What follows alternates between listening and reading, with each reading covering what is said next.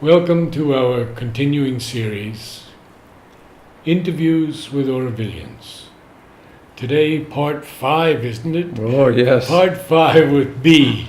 And we're so grateful for this opportunity because we are getting the history of Oroville from the early days, one who lived there, worked there on the Matrimandir, and has done so many good things in Oroville, especially with CSR.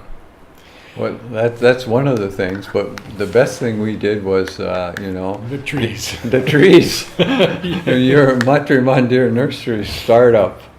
That's the classic, because without the trees we have nothing, without that collaboration with nature. And that green belt, Yeah, it's an amazing thing today. absolutely. But you could instill in people that respect and necessity for that, which people don't have, because people came from urban environments and they weren't grounded in that. And some people think, all that forest work and everything in Oroville was all pre-planned, in the planning of no, it was spontaneous. Yes, it had to happen. It was. We had to survive. And people lived in the barest situations. Absolutely. Oh my. And I went to meet Patrick and Natalie mhm, and Jean and Colleen. I took Purna Prem mhm, there to see a different Oroville. mhm. She was absolutely amazed. Yeah, The green belt is an experience. absolutely. Yeah.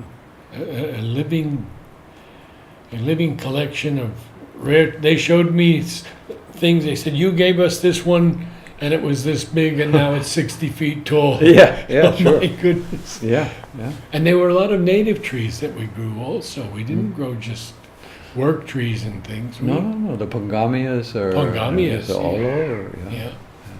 Kaya senegalensis. Yes. We yes. introduced some mahoganies Yeah. a little bit and yeah. But what I like is the miracle. The miracle, Mother called it miracle. She called That it miracle. yeah, that blue mist that grows right out of the stem. And after the monsoon, you go through the green belt and you see that blue mist. It's so magical. And Mother said, "This is the air of Oroville." Yeah. She gave it 2 names. Only the hibiscus that I sent her and miracle have 2 names. Okay, So the air of Oroville is a miracle. it is absolutely, Yes. absolutely. So But the water situation is not so good. We didn't get much rain this year. yeah, we didn't. And you've had a couple of drought years Yes. in between. Yes. What's the solution? Well, there are, of course, many solutions.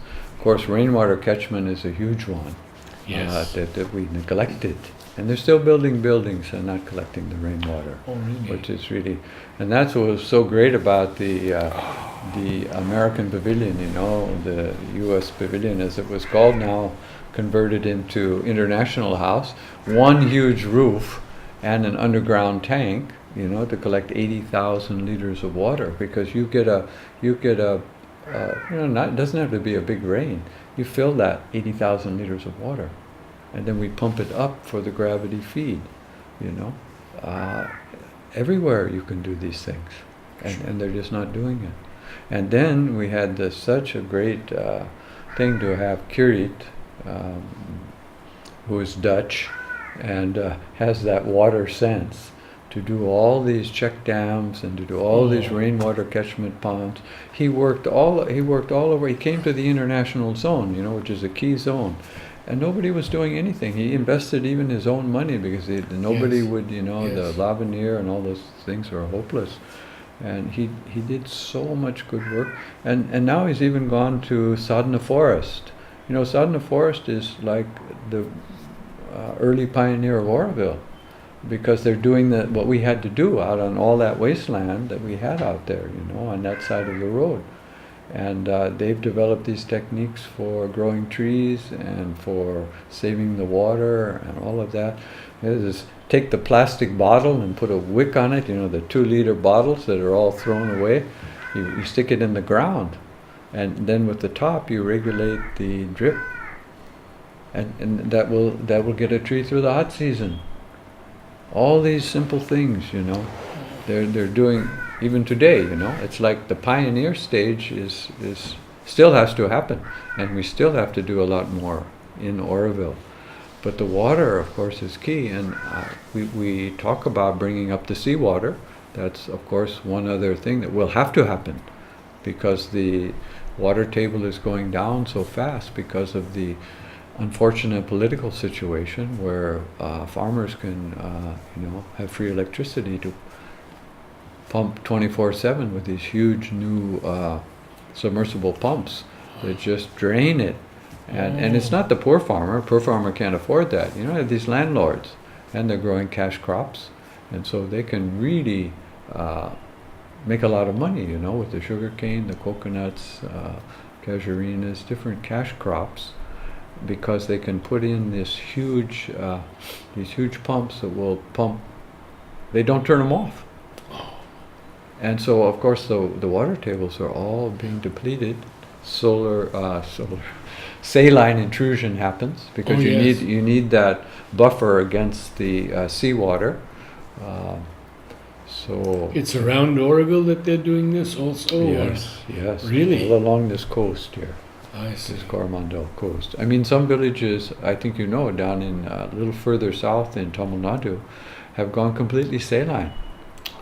The villages are dependent on trucks coming in with water. They can't, and so of course the village, all the industry collapses, half the people move away. There are a few poor people there, you know, and the government is bringing in water with lorries. They can't drink the water's gone. It's already happened. It's not like, and then the salinity in our water has gone way up. Has it? Yeah. Throughout much of Oroville, or most? Well, see, on that side, on the eastern coast, yeah. I guess. But over the hill, because Matramandir is on the top, so on the other side, that's why it's so good that Sadhana Forest is on that side, because Sadhana Forest has been able to bring up the water table on that side, with the protecting the land, with the rainwater catchment, with the planting all the trees. So that's coming up on that side. The water table is rising because that was all barren land. There's no big landlords with farms over there. Mm-hmm. But this coastal part is where you have the rice and all the coconuts. Could you tell us a little bit about Sadhana Forest, how it began? If you know? Well, Sadhana Forest, some people, have strange ideas about Sadhana Forest I could never understand. I mean, they started out as a very small community. It was mostly kind of be for some families to kind of do forest work and restore the land. But it just took off because they had a very strong work ethic. They opened to volunteers. They have, it's unbelievable. They had good publicity, and they made a website, and the word of mouth spread, and they started doing incredible work, and people just came because they were very generous. And Aviram and his wife and the family, and are they Israeli people? Yes, they are Israelis. They're Israeli. They started it, but of course other people have been there. Mm-hmm. Jamie from U.S. was a big part of it. Now he's back in the U.S., but they had some great people there, and it just took off. And they do this thing every Friday.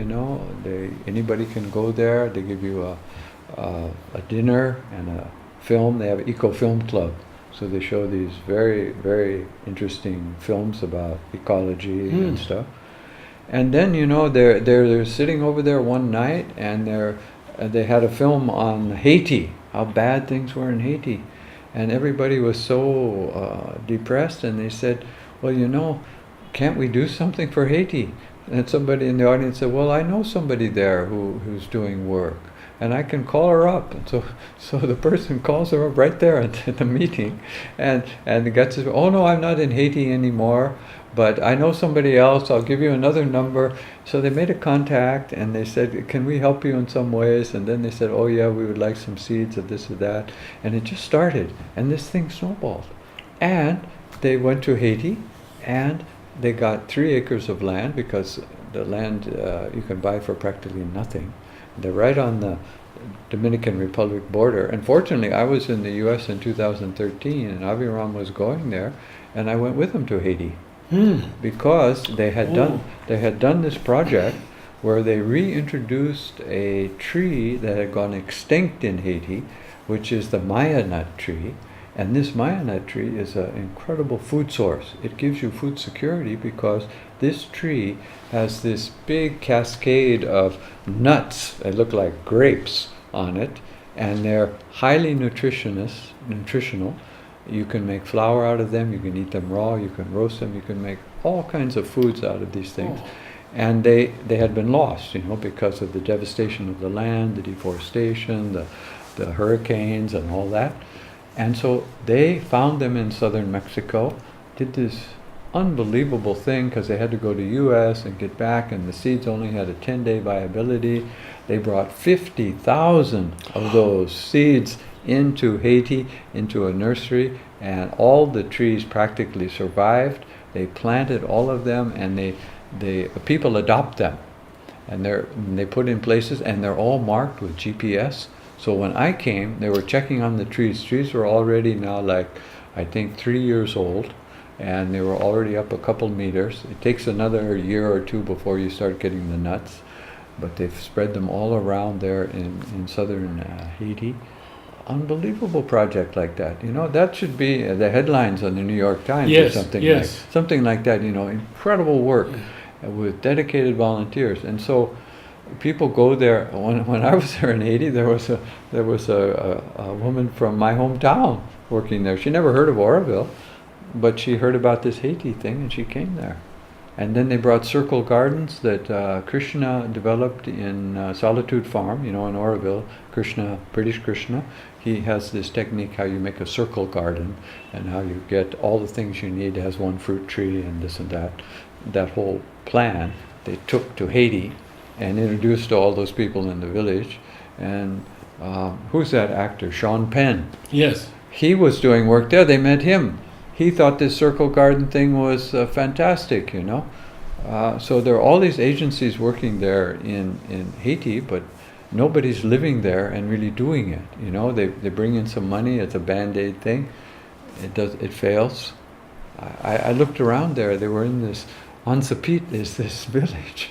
You can't believe how bad Haiti is. You come from the Dominican Republic. It's like coming from the developed world into the past. You cross the border, and then there's no more pavement, there are no shops, no cars, no power lines.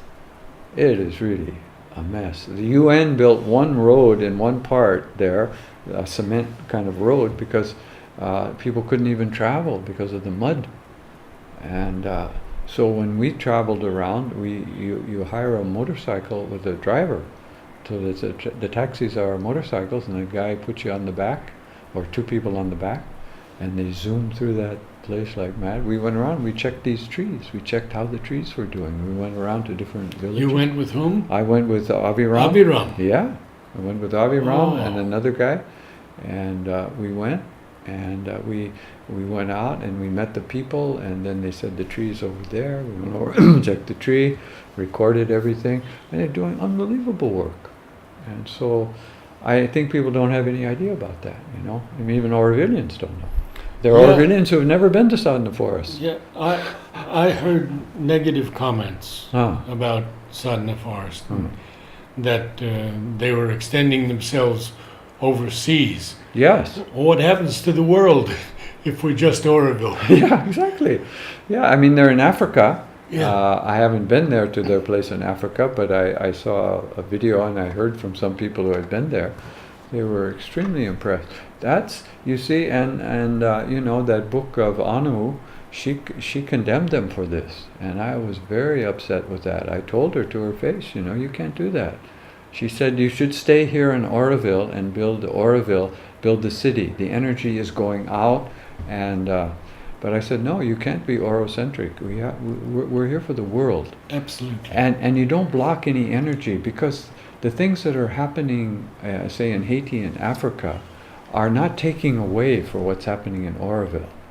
You know, in fact, they're supporting it because Oroville becomes better known, and Oroville also has a mission, to the world. It's not charity, it's not, and people have this kind of distorted sense of Oroville. What is the metaphor for Oroville? What is Oroville about? You see, it's not about it's not a cult or a sect, you know, it's not anything like that. It's something for humanity. We're in an evolutionary swing, and there are people doing Orovilles who never heard of Oroville all over the world because they connect to that universal truth. And when you read To Be a True Orovillian, you know, it's incredible because it's all about the supermental, the cradle of the supermental. What's the supermental? The truth consciousness. Oroville is supposed to incubate these things. And those things then pop up all over. And Oroville is no longer a little place in South India. You have your phone, you talk to anybody in the world.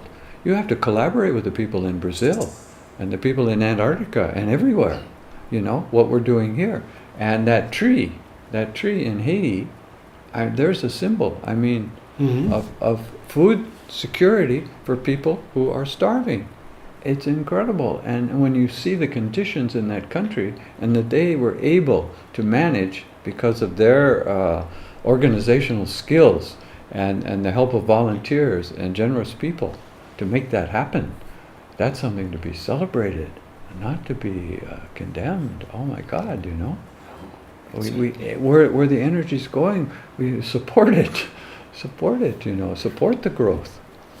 It's good to hear you speak on this. Oh, it is a living laboratory of human consciousness right. and transformation. Yeah. And Mother said once Oroville is what it's supposed to be, it will radiate throughout the world. Absolutely. But I think it's starting to radiate already. Yes. No, it does. It does. And more and more. I mean, see, because the pace of evolution, at least from the consciousness point of view, is going to increase much more rapidly. Absolutely. You know, because of the internet, for one thing, and because of just people's awareness is increasing at such a strong rate. And we to be true Orovillians, we have to lose that, you know, Mother says we have to lose that sense of personal possession. Exactly. You have to connect to the psychic being, the wider being, you know. And then we have to consecrate ourselves to the divine. That's what she's. And what is the divine? Is the energy we talked about before. You know, align with. You know, I got that mantra. I was cycling in the Greenbelt one day, and suddenly this thing came into my mind: align with the divine. A little mantra: align with the divine energy. Yes. Because if we don't align with that energy, we're in our ego energy or something. You know, there's an energy that's moving. It's the Mother's energy, and it's so powerful, and it's everywhere. And all we have to do is, you know, kind of let go a little bit of our story, and feel it. Yes. Feel it, you know.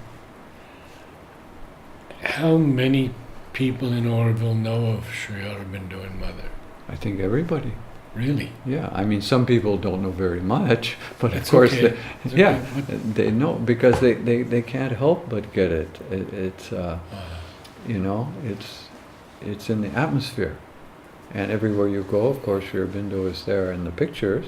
And some people had problem with that. Even I had a problem. You know, before I came to Oroville, when I was in the States, I met a guy who had lived in Oroville. I went to his apartment, and I walked in his house, and there were these two huge eyes of the Mother looking at me. You know, you've seen those pictures? I know those. Yeah, Yes. that's William Netter. That's William Netter. Yes, that's William right. Netter. And you know, there's another character we can talk about. Yes, we should. I know William quite well. Yes, Okay. why? Because we took care of him for 3 years. Oh, Yeah, for his last 3 years. You know, amazing. But he had some things, and he got those photos. He promoted a lot of those. But when I saw that, I said, "Oh my God, I'm going." You know, because I was planning to go to Oroville, and I said, "Now what's this Mother thing?" You know, I said. And then this guy was speaking like, "Oh, the Mother said this, the Mother said that. You know, we do whatever the Mother says." And I said, "Oh my God, this is maternal regression, and you know, what kind of paternalistic weirdo cult is happening here? You know, with this Mother. Who's the Mother?"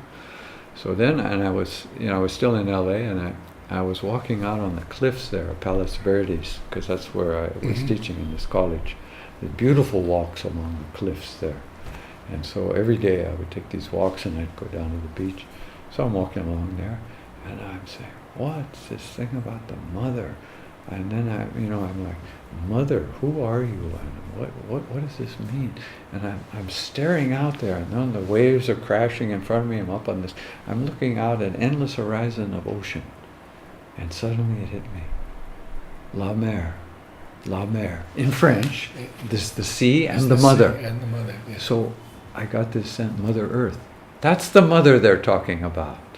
That's the mother, La mer. And the sea has its own rules and laws. If you try to swim across the ocean, you're going to die. That's Mother Nature. There are limits. This mother that's in Pondicherry is only an emanation, a conscious servitor of that energy. And it's not a sect. She's not trying to do anything with people and manipulate their minds and all that kind of stuff. No. And if people focus on it in a religious way or something, well, that's their problem, because people have those needs. Okay, they want to do that, fine. But don't put that on me. And it was just clear, mother, fine. And then I came to Oroville, and it wasn't, the mother, it was natural. It was natural. What year did you come? 74. Just after she had left. Just after she left, because I came, she left in November, and it was just right after that I came. And so her influence was here then. Everything was still running very well on that. It only took about a year before, some people started to get into their heads that they were in charge. Yeah. But it was still, very, very, you could feel the mother very. You still can feel it, of course. But at that time. But I always tell people at that time it was so powerful. Yeah. Because I felt, because she had left, she put her energy out into a lot of people and into the place in a much stronger way. Because when she was in Pondicherry, she could write a message, and say, okay, do this. Now she had to come on the psychic level and get people to move and do things. And it was always with the mother, it was always act, word. She always said, no words, acts.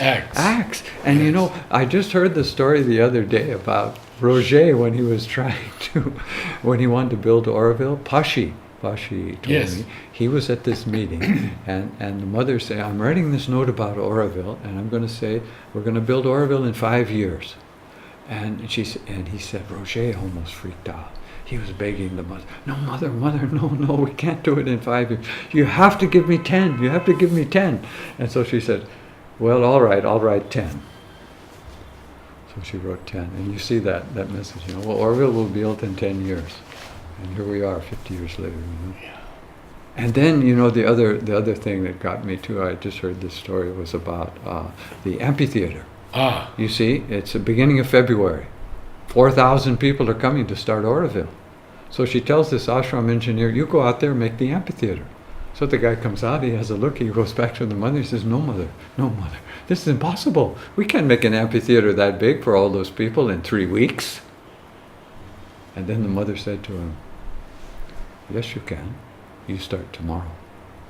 And he went out and he started, and they made it. Of course, they worked 3 or 4 shifts. Who was it? I don't know who the guy was. It might have been Udar, I don't know. I don't know who it was. I don't know either. But he did it, and they made it. Yeah. And they made it.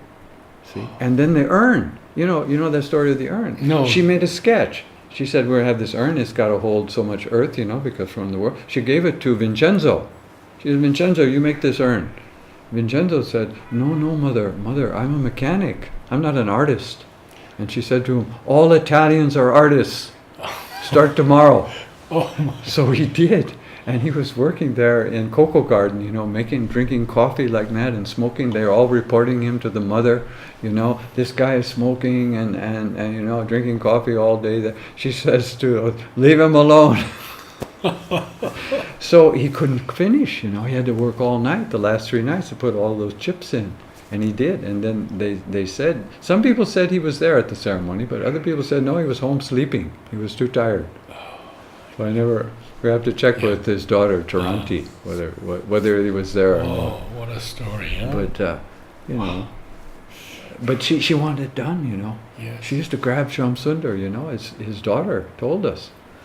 She would grab him when he would come in to make reports. Well, what progress today? What, you know, what's happening in Oroville? Yes. Why aren't they moving, you know? She wanted that thing, she wanted to come, you know, and that drive is not there. Yes. So we get these blows, you know. You get these economic, you get the GST. You get all these things Yeah. happen, you know. The water, all of this stuff Yeah. happens. All this stuff happens. But I can remember also in the early days when Charlie had that wonderful farm and was supplying all of us with lemons and papayas, and then they said, no, your electricity is going to go on the highest rate, not on the... Yeah.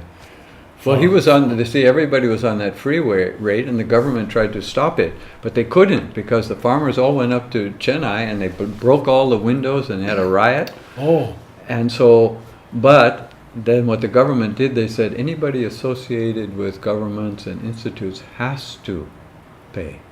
So Oroville fell in that category. So that's why we had to pay. I see. And then Charlie couldn't pay. Yeah, Because of course. he couldn't pay because he had that deep bore well and he had that heavy duty submersible pump, so he was pumping water like mad. So he had to stop. He had to stop. But all those rich farmers, they didn't stop. They didn't stop. They didn't stop. They got away with it.